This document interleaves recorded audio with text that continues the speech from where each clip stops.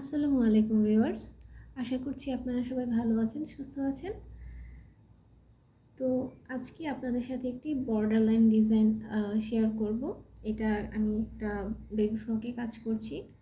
খুব সুন্দর কালারটা।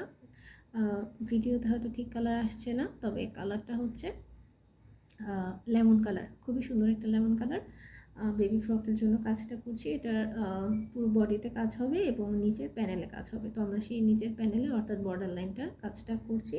তো সেটাই এখন আপনাদের সাথে কাজটা দেখাবো।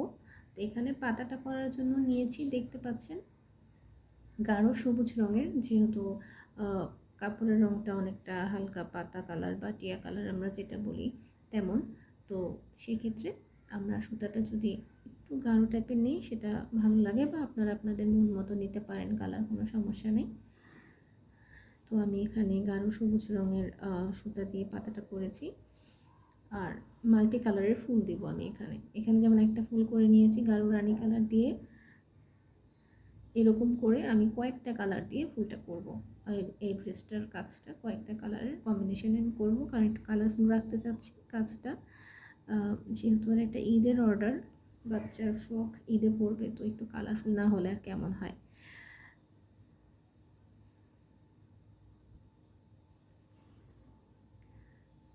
আপনারা কিন্তু এই ডিজাইনটা দিয়ে চাইলে অবশ্যই কামিজের বর্ডার লাইনে করতে পারেন, ওড়নার চারপাশে করতে পারেন, শালের চারপাশে করতে পারেন, এবং শাড়ির পাড়ে বা যেটা বলি আমরা আঁচলে, সেটাও কিন্তু এই ডিজাইনটা দিয়ে করতে পারেন। ফুলকারি ডিজাইনগুলো দিয়ে যে কোনো কাজ করলে খুবই সুন্দর লাগে।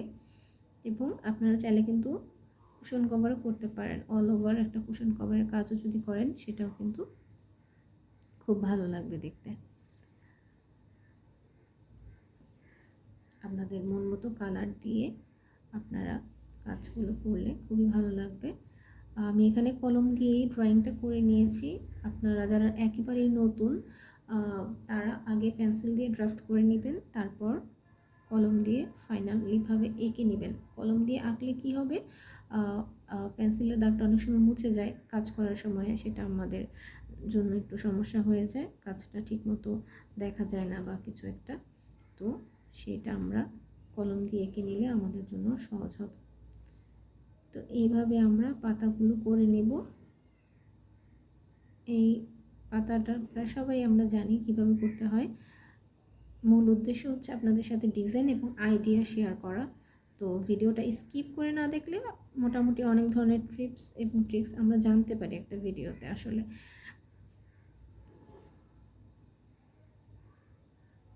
এইভাবে আমরা সবগুলো পাতা এবং ডাল করে নেব। ডালটা এখানে ব্যাক স্টিচ 4 দিয়ে করা, এবং এখন একটা ফুল করব। যেহেতু ফুল বলেছি মাল্টি কালার ফুল দিয়ে করব। এখানে একটা রঙের ফুল করা আছে, আমি আরও বিভিন্ন রকমের ফুল দিয়ে অনেকগুলো ফুল করব। তো আশা করছি সাথেই থাকবেন। দেখুন এখানে আরেকটি ফুল করে নিব, যেটা হচ্ছে আমি অরেঞ্জ কালার সুতা নিয়েছি। যেহেতু বলেছি এক একটা ফুল এক এক কালার দিয়ে দিব, মানে 2-3 কালার মিক্স কালার দিয়ে আমি সবগুলো ফুল করে নিব। আগেরটা রানী গোলাপি কালার দিয়ে করেছি, এই যে এটা দিচ্ছি অরেঞ্জ কালার, তারপরেরটা হয়তো বা পিঙ্ক কালারের দিব। এভাবে মিক্স করে করে দিব, বা আপনারা চাইলে সবগুলো ফুলের রঙ কিন্তু সেম কালারও রাখতে পারেন, সমস্যা নেই। তো আমি তো শুরুতেই বলেছি যেহেতু এটা একটা বেবি ফ্রকের জন্য করছি, আর ঈদ ড্রেস, তো একটু কালারফুল করতে চাচ্ছি, যেহেতু কালারটা একটু লেমন কালার, তো ফুলের কালারগুলো একটু বেশি কালারফুল রাখার জন্যেই আমি বিভিন্ন রঙের সুতা ইউজ করছি। আর হচ্ছে গিয়ে আসলে ফুলকারি ডিজাইনগুলোর আঁকার উপর তেমন একটা না,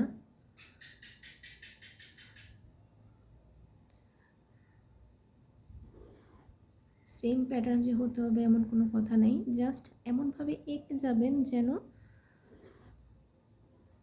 পুরোটা যেন ভরাট হয়। যেমন এটা একটা বর্ডার লাইনের ডিজাইনটা, তো এটা এভাবে আঁকা, যখন এটা বডিতে করবেন তখন জাস্ট এঁকে যাবেন, এঁকে এঁকে ফুলগুলো দিয়ে দিলেই একটা সুন্দর একটা ডিজাইন হয়ে যায়। আসলে ফুলকারি ডিজাইনের তেমন কোনো নিয়ম থাকেও না। মূল কথাটা হচ্ছে কাজটা আমাদের সুন্দর করে করতে হবে, ফিনিশিংটা ভালোভাবে করতে হবে এবং কালার কম্বিনেশনটা ঠিক রাখতে হবে। তাহলেই আমাদের হাতের কাজ যে কোনো ডিজাইনেরই খুব সুন্দরভাবে ফুটে ওঠে। তো এইটা হচ্ছে একটা মেন ব্যাপার। সবসময় আমি যেটা বলি কালার কম্বিনেশনটা ঠিক রাখা। আর ফ্রেম কখনোই কাপড়ে বসিয়ে বেশি টানাটানি করা যাবে না, তাহলে কিন্তু কাপড় কুঁচকে যাবে। আর যেটা হলে হাতের কাজের সময় সমস্যা হয়ে যায়, কাজের ফিনিশিং ভালো আসে না, সুতাগুলো যেমন উপরে উপরে উঠে উঠে আসে এমন দেখা যায়। তো ফ্রেমটাকে সবসময় রাখবেন যে বেশি ঢিলাও না বেশি টাইটও না, ঠিকঠাকভাবে লাগানোর জন্য, জাস্ট একবার বসিয়ে সেটাকে সেট করে দেওয়ার জন্য। কাপড় টেনে টেনে যেন আমরা ফ্রেমটা যেন না বসে, সেদিকে আমাদের একটু খেয়াল রাখতে হবে। আর এই যে ফুলটা করে নিচ্ছি, এটা হচ্ছে লং অ্যান্ড শর্ট স্টিচ দিয়ে একটা ফুলের প্যাটার্নের অনুযায়ী, পাপড়ির প্যাটার্নের অনুযায়ী দেখতেই পাচ্ছেন, একটা শর্ট হচ্ছে একটা লং হচ্ছে। তো এইভাবে আমরা লং অ্যান্ড শর্ট স্টিচ দিয়ে খুব সহজভাবে ফুলগুলো করে নিতে পারি। বেশিরভাগ ফুলটা হয় আসলে ভরাট সেলাই বা এই লং অ্যান্ড শর্ট স্টিচ দিয়ে আসলে করা হয় বেশি। তো এইভাবে করে আমরা পুরো ফুলটা করে নিব। দেখুন আমরা এভাবে ফুলটা করে নিয়েছি, ফুলটা শেষ হয়ে গেছে। এখন আমরা মাঝের যে অংশটা আমরা সেটা ফ্রেঞ্চ নট দিয়ে করে দিতে পারি। তো আমি তো এখানে ফ্রেঞ্চ নট ইউজ করি বা এখন করছি আর কি, সাদা সুতা দিয়ে আমি এখানে ফ্রেঞ্চ নট কয়েকটা দিয়ে জিনিসটা ভরাট করে দিয়েছি। আপনারা চাইলে শার্টেন স্টিচ দিয়ে বা ভরাট সেলাই দিয়েও কিন্তু মাঝের অংশটা ভরাট করে দিতে পারেন, সমস্যা নেই। তবে ফ্রেঞ্চ নট দিয়ে মাঝের অংশটা ভরাট করলে মানে ফুলটা দেখতে বেশি কিউট লাগে।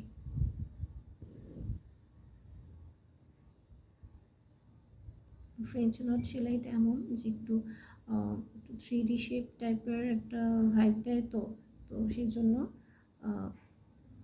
মাঝের অংশটা যদি আমরা এইটা দিয়েই করি, ফ্রেঞ্চ নটটা দিয়ে যদি করি, তাহলে সত্যি দেখতে খুব ভালো লাগে। এখন তো এমন হয় যে ফ্রেঞ্চ নট দিয়ে পুরো একটা পাতা একটা ফুলও তৈরি করে মানুষ। একটু সময় সাপেক্ষ, কিন্তু দেখতে কিন্তু মন্দ লাগে না, খুবই সুন্দর লাগে।